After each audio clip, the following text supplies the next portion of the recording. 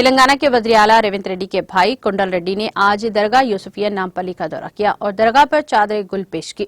इस मौके पर कुंडल रेड्डी ने अपने भाई वज़ीर आला रेवंत रेड्डी की ज़ेर क़ियादत रियासत तेलंगाना की तरक्की और इनकी सेहत और तंदुरुस्ती के लिए नेक तमन्नाओं के लिए खुसूसी दुआ भी की। इस दौरान दरगाह इंतजामिया की जानिब से कुंडल रेड्डी का रवायती इस्तकबाल किया गया। कुंडल रेड्डी ने रेवंत रेड्डी की खैरख्वाहों और दरगाह के इंतजामिया से मुलाकात की।